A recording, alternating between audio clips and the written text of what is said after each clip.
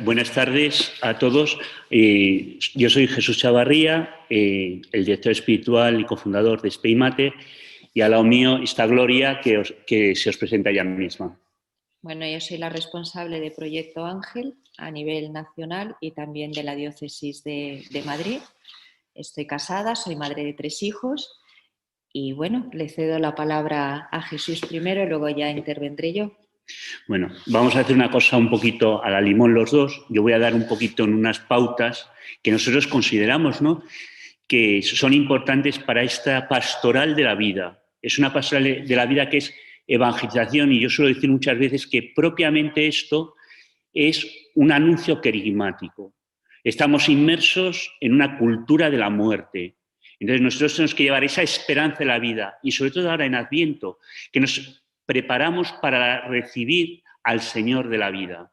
Él es el que nos trae la vida. No podemos defender la vida si no estamos encarnados, estamos bebiendo directamente de esa fuente que es el corazón de Cristo. Pero claro, para esto, para beber de esta fuente de la vida, es necesario una cosa. Yo suelo decirlo, y aquí por las ponencias que se van dando, ¿no?, hay que tener una espiritualidad. Y esa espiritualidad la aprendemos en la escuela de María. Es decir, yo me acerco a María para aprender, para vivir en Cristo y poder llevar el anuncio y el don de la vida a los demás. Es decir, yo primero me acerco a María, María forma en mí a Cristo Jesús y yo en Cristo actúo. Entonces, hablando un poquito de la escuela de María, tampoco vamos a perdernos en muchos detalles concretos, ¿no? Podríamos estar hablando mucho tiempo, pero sobre todo poneros un poco en el fondo ese gustillo para entrar, ¿no?, para ir profundizando, y quien nos tiene que llevar y guiar en el fondo es el Espíritu Santo. Por tanto, acudir a la escuela de María es contemplar el misterio de la vida, contemplar el misterio de la encarnación. Nosotros nos damos cuenta que María es llamada. María, por el ángel le anuncia, ¿no? Y le anuncia y le dice: no temas, María, has encontrado gracia ante Dios. A María le llama el ángel Gabriel Kejaritomen, es decir, la plenitud de gracia, la rebosante de gracia. Ella tiene sus dudas y en esa libertad le pregunta: ¿cómo será eso? Pues no conozco varón. Entonces, ¿qué pasa ahí? El ángel le da la clave: el Espíritu Santo vendrá sobre ti. Y ahí comenzará toda la historia de esa donación de la vida. El hombre ha perdido la vida por el pecado original. Y esa es la consecuencia o el fundamento realmente de la cultura de la muerte. No es otra cosa la cultura de la muerte que la vida en pecado, porque el pecado nos arrebata la vida y nos entrega la muerte y nos destruye. Y el Verbo se encarna en María por obra del Espíritu Santo. O sea, es la Trinidad va a actuar a salvar a este hombre que está en búsqueda de algo, de su salvación, pero no sabe dónde encontrarla. Y Dios toma la iniciativa y se acerca a cada uno de nosotros y viene a través de María. Por eso la importancia de acudir a la escuela de María. Hay un pasaje que vamos a centrarnos en él, que es un poco contemplativo esto, pero es un pasaje cómo hacer la pastoral de la vida. Yo creo que la mejor pastoral de la vida nos la enseña María. Precisamente en el pasaje de la visitación que todos encontramos. María está llena del Espíritu Santo. María tiene en su seno el Verbo encarnado ya. Ella ha recibido la noticia realmente, precisamente, de que Isabel, su prima, está encinta. Ella, impulsada por el Espíritu Santo, sube aprisa a la montaña. Isabel, cuando la recibe, dice una frase, el Evangelio, que me llama siempre la atención. Y es decir, María se acerca, Isabel le contesta: ¿cómo tú, siendo la madre, en cuanto tu saludo llegó a mis oídos, mi criatura saltó en mi vientre? El niño saltó en mi vientre. Fijaros que primero reconoce cómo a mí viene la madre de mi Señor. En cuanto tu saludo, ahí está la clave. En cuanto tu saludo llegó a mis oídos. Un saludo no tiene ninguna información especial. Simplemente el saludo es ponerme en presencia del otro y acoger la presencia del otro. No transmitimos ninguna información. Cuando nos hemos saludado al comienzo de este chat, que resulta simplemente nos hemos puesto en presencia, pero no ha pasado ninguna información. Y es curioso que dice, en cuanto tu saludo llegó a mis oídos. Es decir, por el saludo de María se transmite el Espíritu Santo, porque ella es la rebosante de gracia, la llena del Espíritu Santo, la que lleva en sí el Verbo encarnado. No tiene que decir nada, su palabra, su presencia, transmite la vida, porque transmite el Espíritu Santo, el Señor y dador de vida, decimos.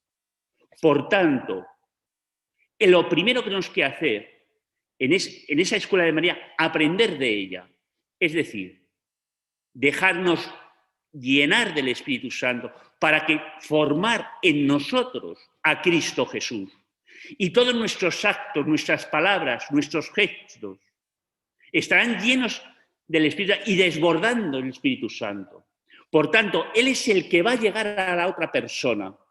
Aquella persona que está, por ejemplo, por decirlo de alguna manera, esa persona que está enferma, que le están planteando la eutanasia, que se la quieren cargar, que quieren matarla directamente. Esa persona pierde la esperanza, pero nuestra presencia, al estar nosotros en el Espíritu Santo, en Cristo Jesús, recordar que por el bautismo, todos y cada uno de nosotros somos templos del Espíritu Santo. El tema de la pastoral de la vida es un ministerio en la Iglesia. Y el que está en la pastoral de la vida tiene que sentirse llamado por la Iglesia y enviado desde la Iglesia, que es ser llamado por Cristo y enviado de Cristo. No es decir, yo soy un francotirador. Por eso ahí está el quicio de la cuestión. Nosotros damos vida porque la vida está en nosotros. Igual que Jesús da la vida para retomarla. Nosotros damos vida para tener esa vida de Cristo. Y eso es lo que hace María. Y fijaros cómo María dice, le saluda. Isabel responde, llena del Espíritu Santo también. Por eso si nosotros nos acercamos, no por nosotros, sino porque el Espíritu está en nosotros, transforma al otro. Yo soy ese instrumento, ese portador de Dios, ese teóforo o cristóforo, portador de Dios, portador de Cristo, que me acerco. Porque quien va a salvar a la persona, quien va a descubrir el valor de la vida, por ejemplo, en una vida incipiente, en una gestación, ya está la vida, pero no esa vida natural, que estamos muy preocupados por ella, sino la vida espiritual, porque el hombre es cuerpo y alma, es una unidad y no podemos separar las dos cosas. Tener alma es tener vida, esa vida sobrenatural. Por eso fuimos bautizados, por nuestras venas, por el bautismo que imprime carácter, corre esa vida de gracia, esa vida sobrenatural, y esa es la que transmitimos. Pues como María, nosotros nos acercamos, tanto al principio como al final de la vida, como en medio de la vida, respetando esa dignidad de la persona que en la ponencia anterior Julián nos ha ido hablando, ¿no? Que es persona, que es algo mucho más allá de lo que la biología nos puede decir. Somos imagen y semejanza de Dios.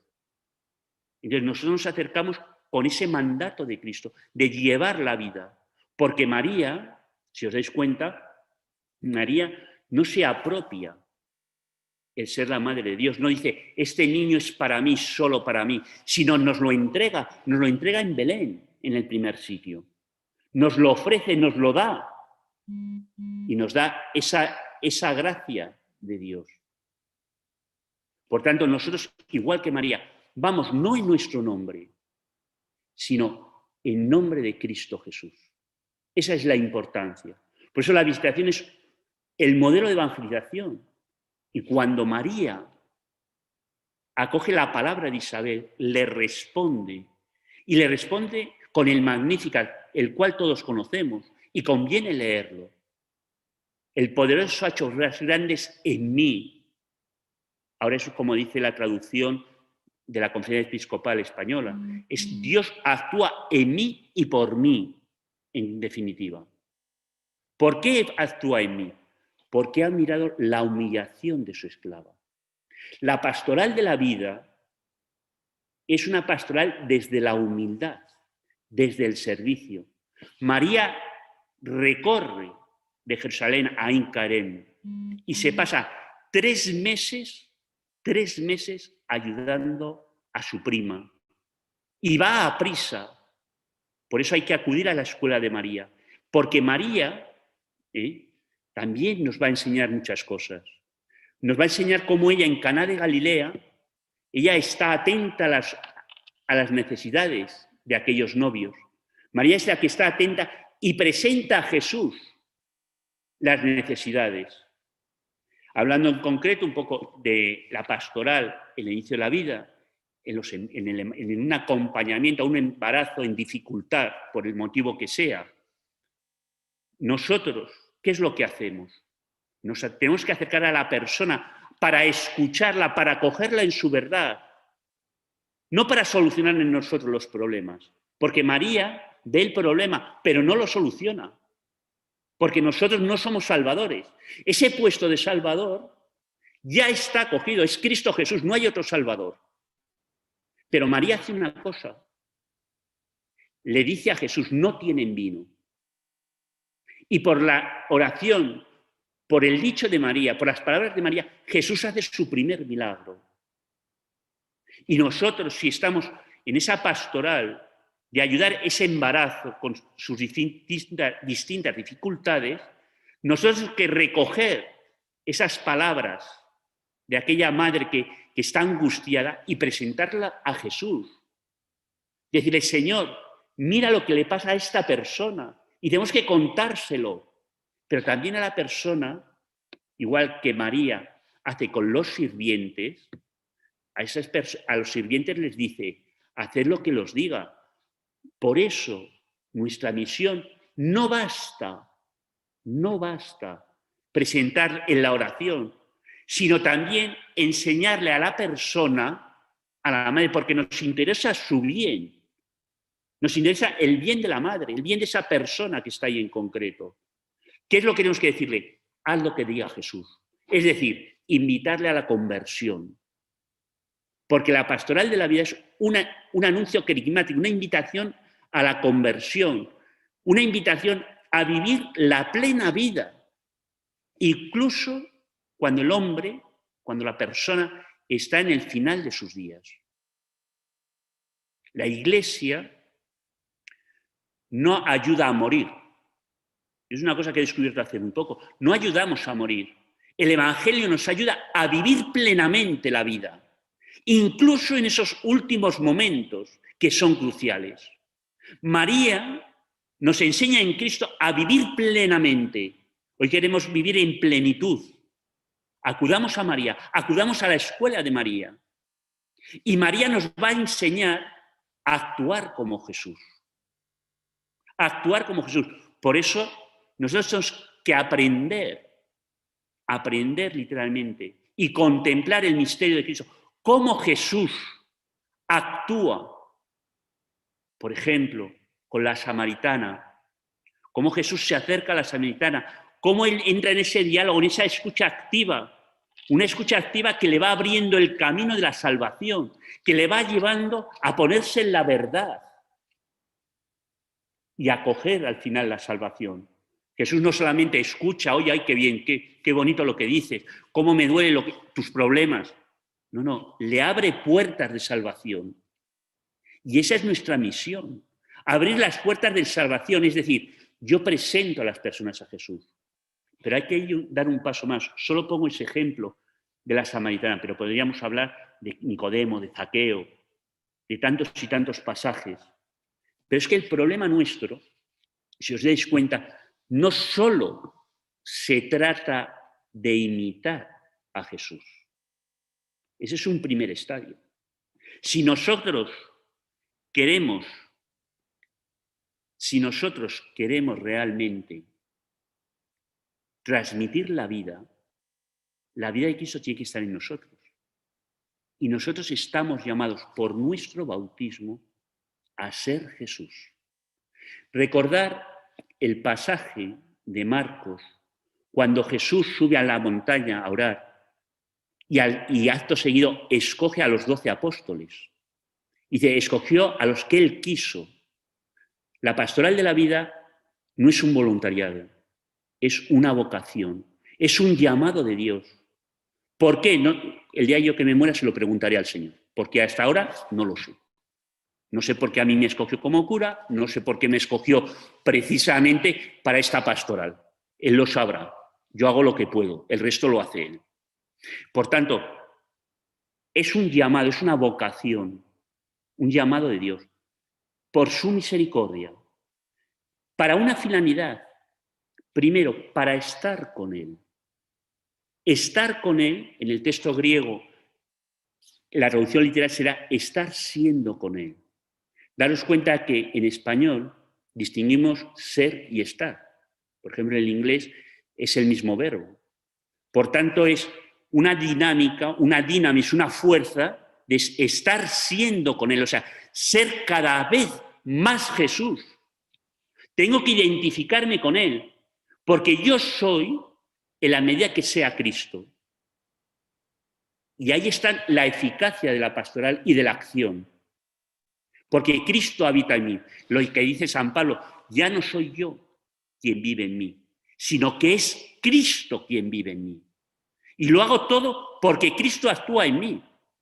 No porque yo soy el más guay, que lo soy, aparte de otras historias, ¿no? Pero no es por eso, que sea guapo, alto, bajo, gordo o lo que sea, sino porque Cristo está en mí. Porque lo que yo haga por mi cuenta, yo os doy una noticia, lo que yo haga por mi cuenta, yo un día, igual que todos vosotros, vamos a morir. Y lo que yo haga por mi cuenta, al final, terminaré en la tumba conmigo. Pero lo que haga en Cristo Jesús, porque yo tengo esa gracia bautismal, estoy incorporado a Cristo, por eso los actos que yo hago, que Cristo hace en mí, tienen un valor de vida eterna. Y por eso yo soy capaz, o Cristo en mí es capaz, de dar vida y vida en abundancia, porque Cristo viene a dar su vida para que tengamos vida y vida en abundancia. Esa es la pastoral de la vida. Dar que las almas tengan vida y la tengan en abundancia. Y la única vida es la vida de Cristo. Por el bautismo yo digo que participamos ya de la divinidad, de la gracia. O sea, Cristo se encarna y toma nuestra condición humana precisamente para que nosotros tengamos esa naturaleza divina. Y por eso somos hijos adoptivos de Dios. Se nos hace partícipes de la naturaleza divina. Y ahí es donde tenemos la fuente. Por eso no solo se trata, nosotros acudimos a la escuela de María primero. ¿Para qué? Para que nos enseñe a imitar a Jesús. Pero para dar un paso mucho más importante, para ser Cristo Jesús, para que Cristo actúe en nosotros. Por eso lo que decía San Marcos, estar siendo con Él, para enviarnos a predicar, a anunciar, a sanar, a expulsar demonios. Pero lo hacemos porque estamos en Cristo Jesús, no al margen. Jesús no es un compañero de viaje. Jesús es lo más íntimo de mí mismo, que dice San Agustín. Por tanto, es abrirnos para una pastoral de la vida. ¿Cómo actuar esto? Nosotros lo decimos de una manera, por si os ayuda, en así, simplemente así. Es decir, anunciar, sanar, integrar. Hay que anunciar precisamente ese evangelio de la vida y de la misericordia que nos ha comentado muchas veces los papas. Juan Pablo II nos habla mucho, el Papa Francisco nos habla de la ternura, de acoger, de estar en salida. También el Papa Benedicto XVI. Pablo VI también nos habla de acoger, de salir, de ponernos en la verdad. Entonces, anunciamos el evangelio de la vida.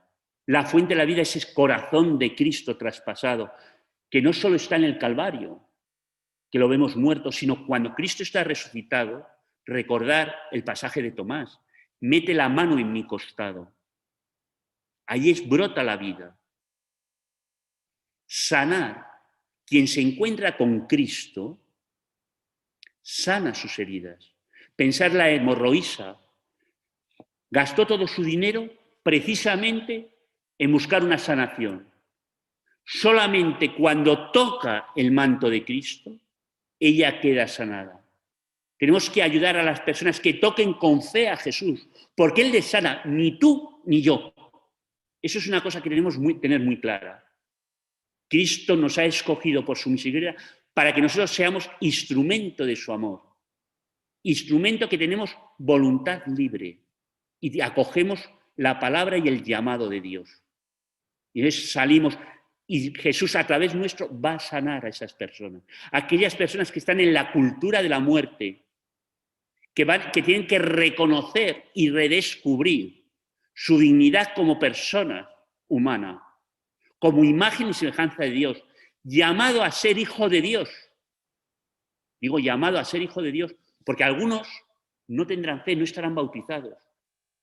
Los bautizados tendrán que redescubrir su filiación adoptiva.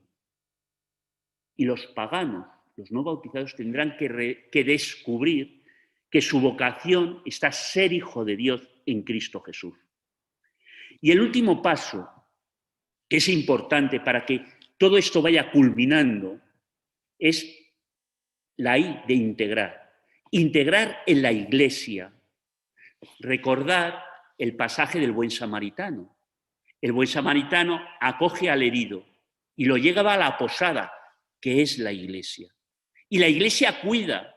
Por eso la Iglesia tiene que tener las puertas abiertas para sanar, para que se encuentre con Cristo. Los apóstoles en la resurrección han visto a Jesús muerto.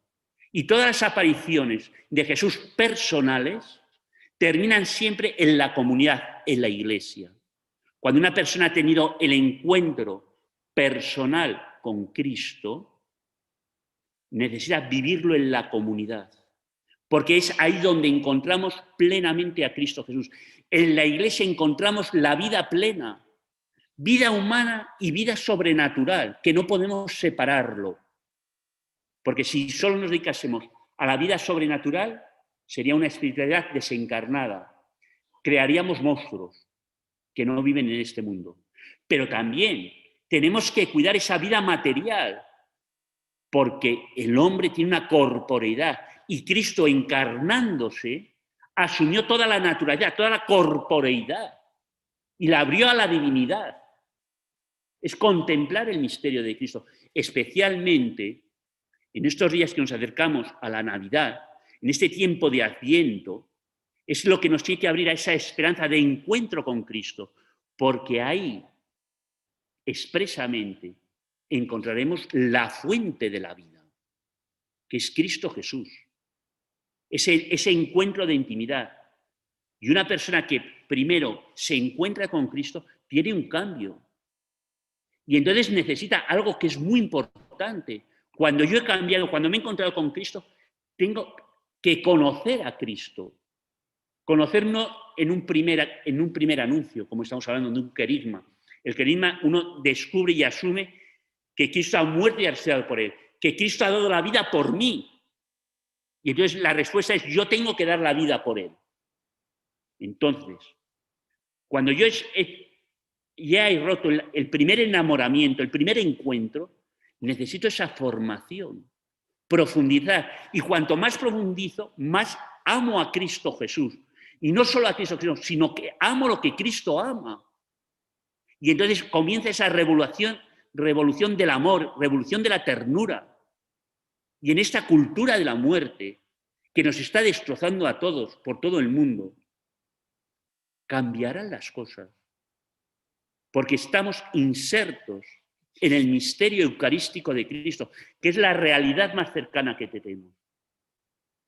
Entonces, yo para ir terminando ya y dejarle a cosas más interesantes, ¿no?, y más prácticas que nos puede decir Gloria, es decir, primero, para dedicarse a la pastoral de la vida, uno tiene que vivir su vocación bautismal en plenitud.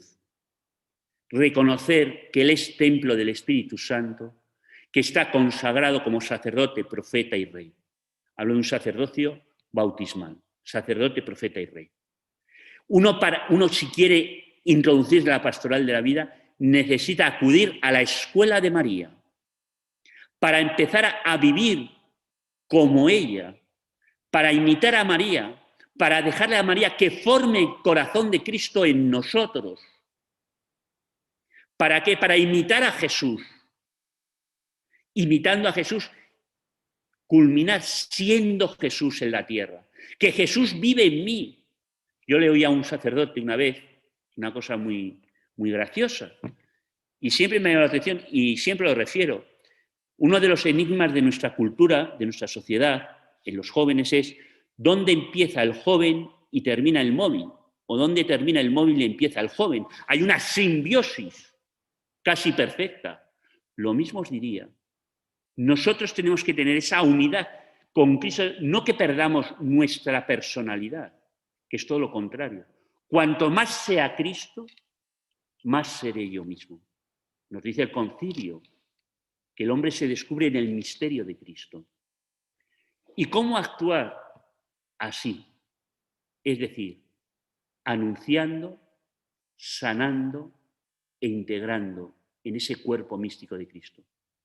Y hay que tener en cuenta que la pastoral de la vida es un ministerio eclesial.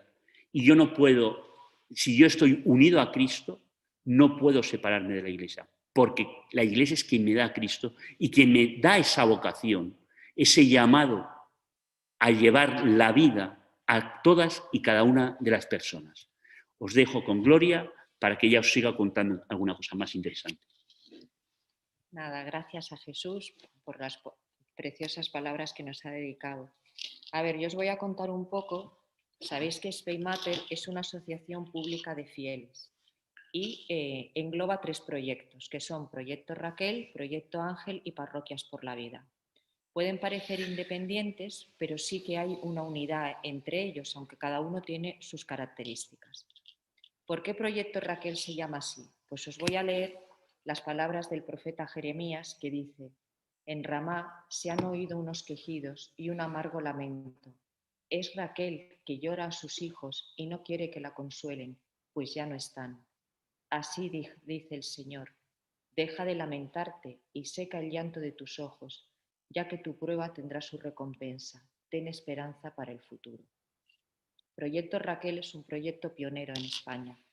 ¿Por qué surge? Pues ante la necesidad de acompañar a mujeres que sufren el SPA, o sea, el síndrome posaborto. ¿Y existe ese síndrome? Por supuesto que existe. Hasta Planned Parenthood, que es la multinacional del aborto conocida por todos, reconoce que un 91% de mujeres que han sufrido un aborto quirúrgico después acusan un trauma psicológico. Entonces, ¿por qué no se habla de este síndrome? Pues por muchos motivos. Primero, porque tenemos la idea equivocada que una cosa que está legalizada está bien. Se supone que una ley tiene que proteger nuestros derechos y buscar nuestro bien. Entonces tampoco nos cuestionamos si hay leyes justas o injustas.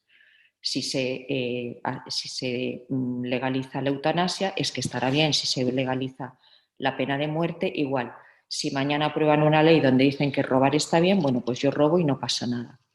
Entonces tenemos que empezar a ser mucho más críticos y a luchar porque las leyes que son injustas sean derogadas y buscar unas que defiendan realmente el bien del ser humano. ¿Por qué? También porque se vive en solitario.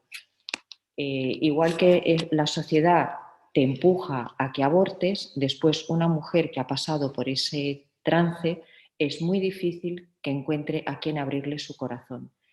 La herida es muy grande, muchas veces tienden por pura necesidad y por protegerse a esconder este dolor. Esto puede a lo mejor prolongarse durante años. ¿Qué pasa? Que cuanto más tiempo pasa, esa herida se hace más profunda y es mucho más dolorosa. Y cuando tú llega un momento que por un detalle que no tiene importancia, pero que te recuerda ese día y esa situación, pues puede ser que ese día amanece nublado y también era nublado el día que tú abortaste. Esa mujer entra en una crisis profunda y se derrumba y busca ayuda. Y cuando va a intentar desahogarse con la persona más cercana, pues la respuesta que obtienes fue tu decisión, olvídalo, ya pasó. Claro que fue su decisión, pero ya se encontró sola ante esa decisión o presionada a abortar. Y es empujarla a un abismo de desesperación. Al contrario, habrá que tenderle una mano y ayudarla a salir de ese dolor tan profundo que tiene. Yo no creo que ninguna mujer que aborta, salvo alguna a lo mejor excepción, sepa realmente a lo que va y que se da cuenta de lo que ha hecho cuando eso ya se ha producido. Tenemos el testimonio que habréis oído muchos y que lo conoceréis de una enfermera que practicó abortos en una clínica en Bilbao durante unos años, y ella decía que cuando una mujer se le empezaba a practicar el aborto entraba en temblores. Claro, porque se estaba atacando a su esencia, a lo que es, a lo que nos define como mujer, y porque nuestra naturaleza se revela ante un ataque así. De hecho, yo creo que es el mayor acto de violencia que se comete, tanto contra la madre como contra el bebé, que desde luego no tiene ninguna defensa. Y cuando esa mujer se va a cambiar y para ya volver a casa, muchas de ellas están tan en shock que creen que no ha ocurrido y ya no quieren abortar, pero es ya demasiado tarde. ¿Por qué el mal se ceba tanto en el aborto? Porque ataca a la fuente de la vida. Dios nos ha concedido ese don y ha querido que seamos partícipes en la obra de la creación. Entonces, el mal que sabe de ese poder que tenemos las mujeres de transmitir la vida, sabe que si nos ataca ahí, ataca también a la familia y ataca al final a toda la sociedad. Luego, también es verdad que hay mujeres o personas que cuando se plantea el tema del aborto reaccionan de una forma muy violenta. Puede ser porque ellos hayan pasado ya por esa situación y se sienten interpelados, y es una manera de defenderse. Y luego se tiende a enterrar ese recuerdo. El aborto es un negocio que no busca el bien de la mujer, todo lo contrario, lo que busca es ganar dinero, y nosotras le importamos bien poco, la verdad. Entonces, ¿cómo funciona Proyecto Raquel? Pues Proyecto Raquel se llama a un teléfono que contesta una persona que es la que hace el primer acogimiento. Es absolutamente confidencial, la persona solamente tiene que dar su nombre de pila y se busca un sitio, se le adjudica una consejera, o sea, una persona que la va a acompañar en un camino que es un acompañamiento espiritual, y se busca un sitio donde esta mujer se sienta cómoda, pues lejos de su entorno de su hogar o del trabajo, donde ella pueda hablar con mucha libertad. Es un proceso que dura un tiempo, no es muy largo, pero tiene unas etapas, que es doloroso, pero muy sanador, porque claro, abrir una herida, sajar una herida es muy doloroso, y cuanto más tiempo lleva cerrada, pues más difícil. Pero también es verdad que es un proceso que ayuda mucho y que ayuda a estas mujeres a que puedan vivir, a que puedan recuperar la paz. Entonces, se trata de revivir, yo no voy a hablar muy por encima, pero esa mujer tiene que revivir todo lo que vivió el día que hizo el aborto. Y parece mentira, pero recuerdan desde el día que hacía, cómo iban vestidas, cómo olía en la clínica, quién les abrió la puerta, quién las acompañó. Recuerdan todo con muchísimo dolor. Y luego verbalizar, encontrar a alguien que te ayude a que tú puedas ponerle nombre a todo lo que ocurrió, y eso, desmenuzar hasta el más pequeño detalle, porque eso es una liberación. Otra parte del proceso es el perdón. Muchas mujeres que han abortado se han confesado, han recibido la absolución, se saben perdonadas por Dios, pero no se perdonan a sí mismas. Entonces hay que trabajar ese perdón y también el perdón a todos los que estuvieron a tu alrededor y no supieron o no pudieron acompañar. ¿Por qué? Pues porque no era políticamente correcto, porque era tu decisión, yo me mantengo al margen, hagas lo que hagas, yo te voy a apoyar, o bien no quiero saber nada, porque hemos ido con esa mentalidad de ahora de que recae sobre nosotras toda la responsabilidad, pues muchas veces el hombre tampoco sabe qué tiene que hacer, si tiene que apoyar o no. Es verdad que hay hombres que, bueno, viven alegremente sus relaciones sexuales sin ninguna responsabilidad. Hay otros que, insisto, no saben qué hacer, y hay otros que sí quisieran tener ese hijo, que a lo mejor no van a ser unas buenas parejas, pero sí pueden ser muy buenos padres.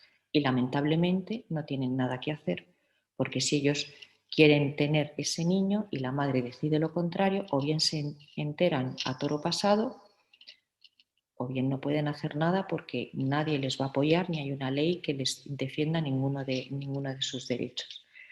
Y luego una parte muy importante es la del bebé. Angustia muchísimo a una mujer que ha practicado un aborto pensar dónde está su hijo. Las angustias, no han podido enterrarle, no han podido despedirse, no han podido vivir un duelo. Entonces se las ayuda primero a que sepan que están en brazos de la Virgen, porque el bebé al morir va a los brazos de la Virgen, que ese hijo ya las ha perdonado y que algún día se encontrarán en el cielo. Y ellas viven ese duelo, le ponen un nombre y cierran un capítulo doloroso, pero ya lo cierran con esperanza. Y no es lo mismo tener una herida que mirar una cicatriz que te recuerda lo que pasó, pero ya lo ves, te sabes perdonada y vuelves a vivir. A mí hay una imagen que me parece que es muy, muy representativa. Hay una técnica, un arte, me parece que es japonés, que cuando se rompe un cacharro de barro, ellos lo reconstruyen, pero entre cada brecha ponen un polvo de oro. Entonces, cuando eso está totalmente reconstruido, se ven las líneas de la rotura, pero con oro. Entonces es precioso porque es un recipiente diferente que ha estado herido, pero que luce bonito, renacido, que es lo que experimenta una mujer después de haber pasado por Raquel. Se ha encontrado con la misericordia de Dios. Él la ha abrazado. Dios nos acoge independientemente de los errores que hayamos cometido en esta vida. Y cuanto más caídos estamos, más nos levanta. Entonces, cuando sienten ese abrazo, sienten esa ternura, solo Él puede reconstruirnos y convertirnos en una criatura nueva. Y nosotros podemos renacer a una vida nueva, diferente, con esperanza. Y esto en cuanto a Proyecto Raquel, más o menos. Es mucho más, más profundo de lo que yo he dicho, ¿no? Pero para que os hagáis una idea. Luego viene Proyecto Ángel. ¿Por qué Proyecto Ángel? Pues porque la figura del ángel en la Biblia es siempre ese ser que aparece para ayudarte, para acompañarte y para traerte una buena noticia, para anunciarte algo bueno. Nuestra función, y además tiene una función de servicio, de ayudar. Nuestra función es acompañar a mujeres que están en una situación difícil ante un embarazo. Puede ser porque han sido rescatadas del aborto o bien porque no pensaban en abortar, pero están en una situación de soledad, de desamparo, de inquietud, tienen algún tipo de, a lo mejor pues es un matrimonio que ya tiene varios hijos, pero este hijo viene en un momento no esperado y en un momento a lo mejor difícil económicamente. Tenemos casos de niñas adolescentes, tenemos casos de mujeres solteras, de mujeres que pues a lo mejor después de una relación esporádica pues se encuentran que están embarazadas. En fin, la casuística es casi infinita. Hay muchísimos motivos por los que una mujer se puede encontrar en situación de necesidad cuando está embarazada. Entonces, Proyecto Ángel tiene 3 figuras, que son el rescatador, el facilitador y el ángel. El rescatador es el que está en primera línea, el que actúa en caliente, en emergencia. Cuando hay un aviso tiene que ponerse inmediatamente en marcha, porque ahí no podemos esperar. Es cuestión a veces de pocas horas el tiempo que tenemos para salvar al bebé y a la madre. ¿Y qué hace el rescatador? El rescatador no puede imponer a una mujer que no aborte, ni la va a decir que es una asesina. El rescatador lo que hace es que esa mujer además está en un momento de muchísima confusión y de muchísimo miedo. Y el miedo es muy mal consejero, no te deja reaccionar. Entonces el rescatador lo que hace es darle toda la información para que ella pueda de verdad tomar una decisión en libertad. Pero la libertad es sesgada si a ti no te han dicho todo lo que supone un aborto. Y entonces hay que hablarle de los riesgos físicos que ella afronta, que son así, porque es cierto, eso no lo digo yo, lo podéis ver en internet, Puede tener después complicaciones, si tiene una complicación la van a derivar a urgencias, porque ellos en las clínicas abortistas solo quieren ganar dinero y tampoco se van a complicar mucho, se puede incluso jugar la vida y luego le pueden quedar secuelas de cara a un futuro, a próximas maternidades y otro tipo de secuelas. Pero sobre todo, y lo más importante, es que le van a quedar unas secuelas psíquicas terribles, como ya hemos hablado en el caso de Proyecto Raquel. Y ellas lo tienen que saber a lo que van. Y también lo que se hace es tenderles una mano y decirles que hay una esperanza y que vean al niño no como un impedimento, sino como una oportunidad. Entonces, hecho el primer rescate, ya aparece, está la figura del facilitador, que es el que va a proporcionar a esta mujer pues cualquier tipo de ayuda que necesite. Si necesita una residencia para vivir, pues le buscará la residencia. Si necesita ayuda en pañales, le dará la ayuda en pañales. Si necesita ser aconsejada a la hora de tramitar unos papeles, de cualquier gestión que tenga que hacer, el facilitador va a estar ahí. Y luego aparece la figura del ángel. El ángel la va a acompañar durante los 9 meses de embarazo y después, hasta que su niño pues tenga por lo menos 1 año. El ángel es esa amiga o esa hermana que va a estar siempre contigo, sin agobiarte, pero siempre ahí. ¿Cómo lo hacemos? Pues quedamos con ellas en un sitio que sea tranquilo, donde ella se sienta cómoda, pueda hablar con libertad, se la recibe con una sonrisa. Es muy importante que ella se sienta muy acogida y la escuchamos. Nos encomendamos al Espíritu Santo antes, yo lo hago siempre, le pido que por favor me ilumine para que diga lo que el Señor quiere realmente que esa criatura escuche, y la escuchas sin tiempo. Guardas el reloj en el bolsillo y la escuchas. Y entonces descubres cómo ella, al ver que tú no la estás juzgando y que la has recibido con cariño, y a lo mejor eres la única persona que de verdad se está interesando por ella, por su bien, porque tú primero te interesas por su bien. El bien de la madre va a ser el bien del bebé, el bien de los dos. Y empiezas a descubrir muchas heridas y mucho sufrimiento. Entonces, muchas veces las mujeres están heridas por múltiples motivos, por infancias muy dolorosas, por abusos, y a veces no hay que recurrir, no son temas tan dramáticos, pero a lo mejor pues una falta de interés de parte de tus padres, el que a nadie le hayas importado nunca, el que tengan sobre ti unas expectativas que no corresponden a tus verdaderos deseos, porque nadie te ha preguntado qué es lo que tú quieres o qué es lo que a ti te gustaría ser. También una educación sexual equivocada, porque si a nuestros hijos desde muy jóvenes les decimos que se diviertan y desde los 13 años les proporcionamos los anticonceptivos, claro, luego cuando aparece un embarazo nos echamos las manos a la cabeza y entramos en pánico. Pues una adolescente que queda embarazada pues necesita la ayuda de sus padres más que nunca, porque los padres no estamos solo para llevar a nuestros hijos al cine y comprarles unos zapatos. Los padres estamos sobre todo para ayudar y entender que nuestros hijos también pueden equivocarse, y si se equivocan, ahí están sus padres, para salir juntos, hacerles responsables, por supuesto, pero en el caso concreto de un adolescente, de una chica muy joven, pues con la ayuda de sus padres, insisto, aunque ella se haga responsable, pues podrá terminar unos estudios, podrá encarar un trabajo y además con la alegría que trae un bebé a una familia. Porque aunque no sea esperado, pues las cosas no esperadas suelen ser las mejores que nos ocurren en la vida.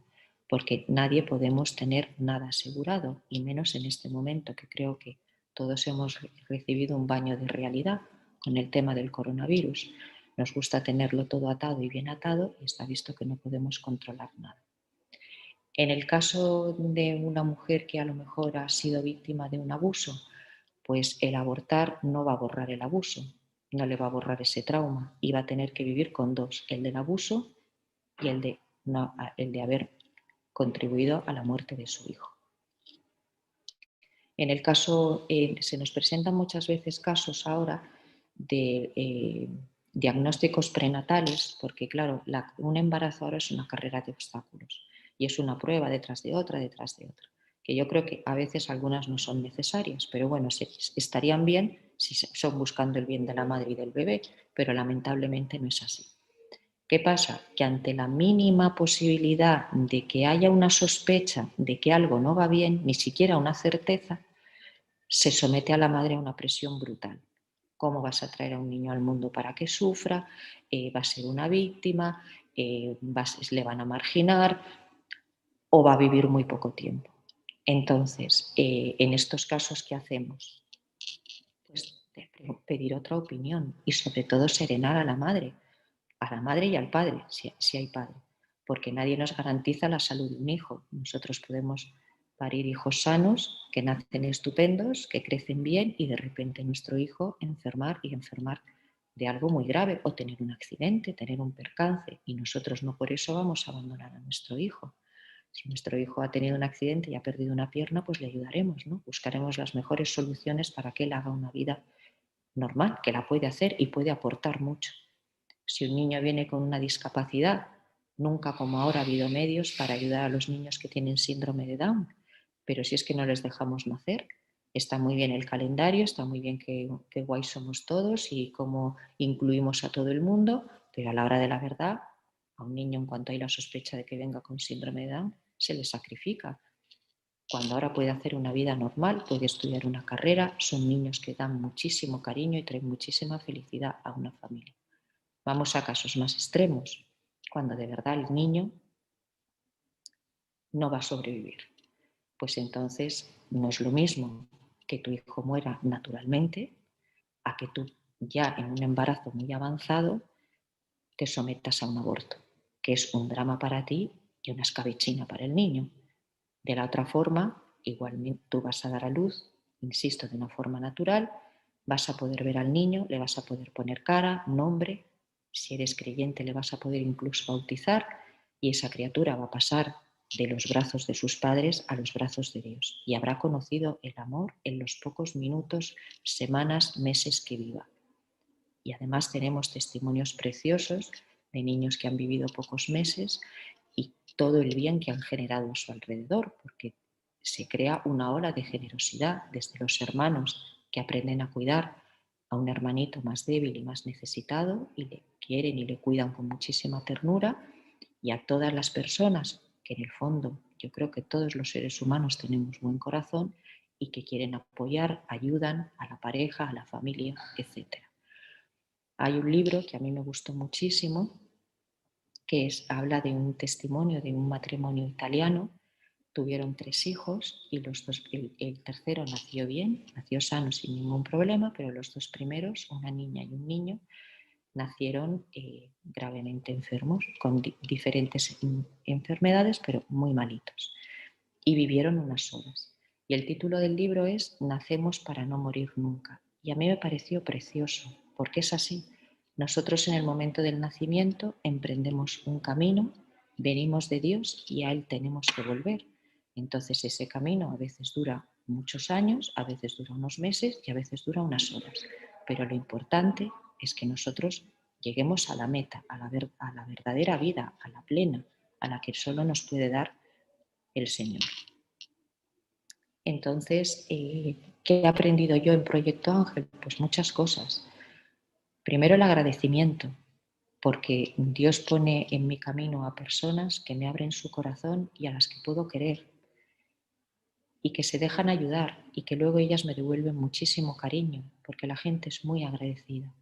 Y el mejor agradecimiento para mí, ¿cuál es? Pues verlas felices con su hijo, que por fin encuentran un ser que las quiere, la primera persona que las va a querer en muchos casos de una forma incondicional y a las que ellas pueden querer y cuidar, y eso da plenitud a su vida. Agradecimiento porque yo sí he tenido una familia, yo he crecido en una familia con un padre, una madre, unos hermanos, yo he sido afortunada, entonces veo lo importante que es el valor de la familia. También veo en estas mujeres que a lo mejor tienen una vida sexual pues un poco confundida, porque ellas lo que buscan es ternura, porque muchas de ellas no son promiscuas, pero es que yo me acuerdo que yo le decía, pero esta relación a ti te está destruyendo, no te das cuenta que a ti no te aporta nada, que tú tienes una dignidad como mujer, como persona, que tú vales mucho, que te tienes que hacer respetar. Y ella me decía, sí, pero es que yo también a veces necesito un momento de ternura. Entonces dices, ¿cuánto desamor? ¿Cuánta falta de cariño? Pues ese cariño se lo podemos dar nosotros desde Proyecto Ángel, porque ellas tienen la seguridad que no las vamos a dejar. Vamos a estar con ellas en lo que nos necesiten. Incluso a veces ellas en el momento del parto se ven solas y nosotras no las dejamos solas, las acompañamos. Yo viví un momento precioso, lo recuerdo como un regalo de Dios, que pude acompañar a una mujer en su parto porque estaba sola y su niña venía con síndrome de Down. Pues no os podéis imaginar cuánta belleza hubo en ese momento. Cuando ella nació su niña y se la pusieron encima del pecho, era muy pequeñita la niña, muy rica, no tuvo que ir a la incubadora ni nada, era una bolita. Pero como ella reptaba hacia su madre, o sea, iba buscando el pecho de su madre, el corazón de su madre. Cuánto amor había en esa mujer. Qué pobrecita, no tenía una vida fácil y cómo la acogió. Y me encantó su respuesta, porque la pediatra que estaba en el paritorio le dijo, pero a ti no te habían dicho que tu hija podía venir con síndrome de Down. Y su contestación fue, mi hija estará bien por la gracia de Dios. Yo estuve todo el día siguiente, dándole gracias a Dios por una experiencia tan bonita y tan plena. Y a veces les digo a ellas, cuando se ven tan solas y tan desoladas, que aunque su hijo no haya sido concebido por amor, por lo menos por las dos partes, porque a lo mejor solo ella había puesto amor, o a lo mejor ha sido de una relación, bueno, de un momento, pero que sí hay un amor que nos precede, hay un padre que nos quiere.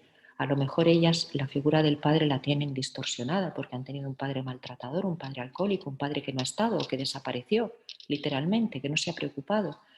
Pero hay un amor más grande.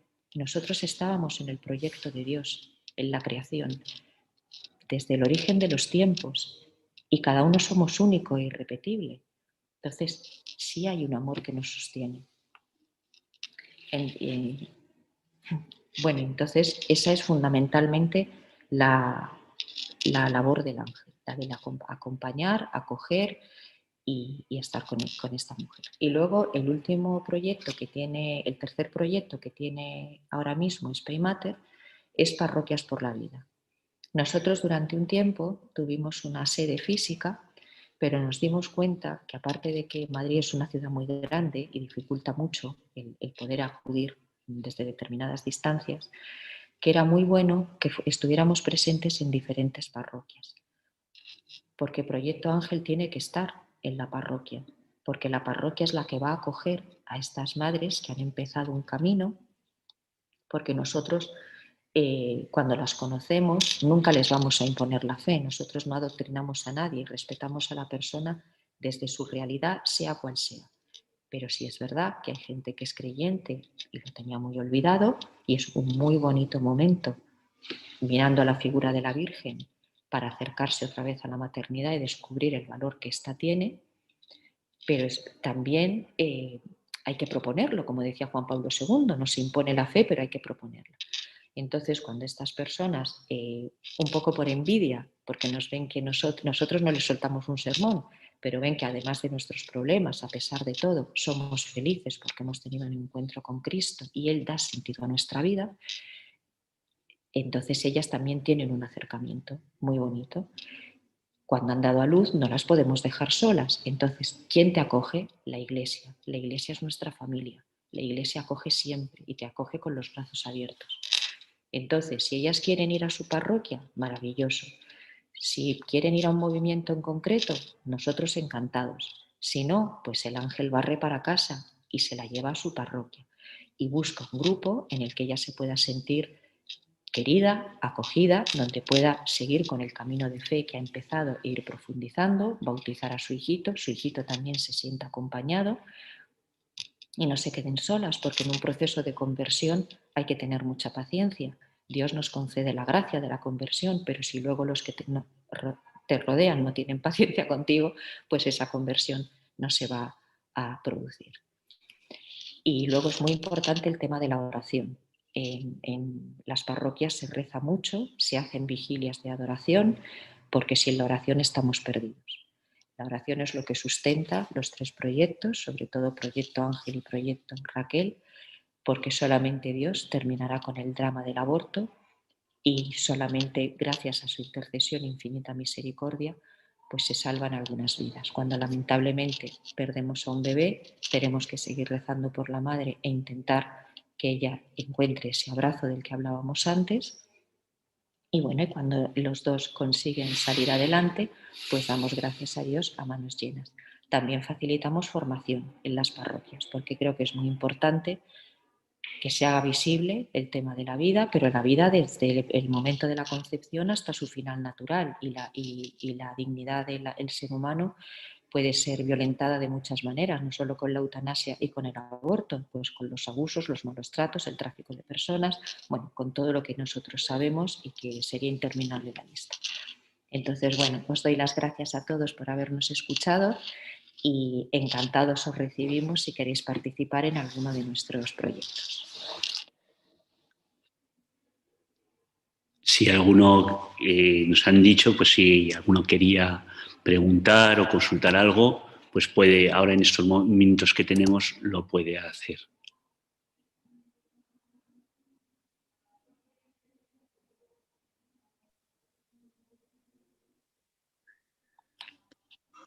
Pues muchas gracias, Jesús y Gloria.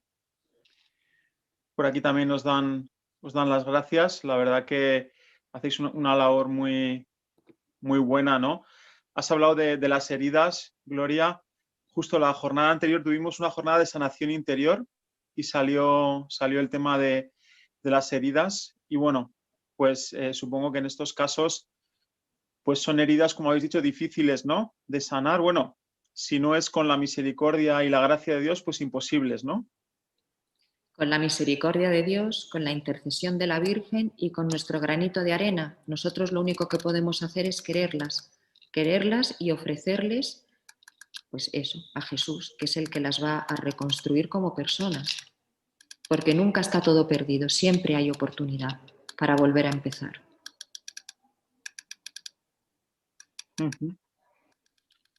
Muy bien, por aquí nos dicen desde Chile, muchas gracias, buenísima la presentación, muy claros, impulsores de vida, muchas gracias desde San Feliu.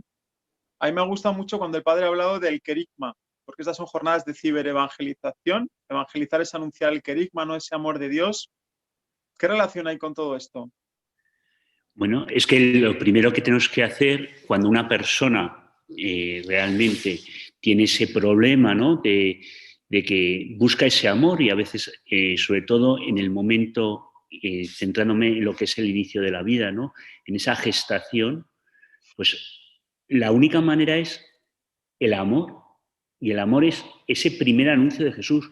Cristo te ama no por lo que hayas hecho, sino porque eres tú. Y Él ha muerto y ha resucitado por ti, para que tú, que estás muerto, resucites y vivas en Él.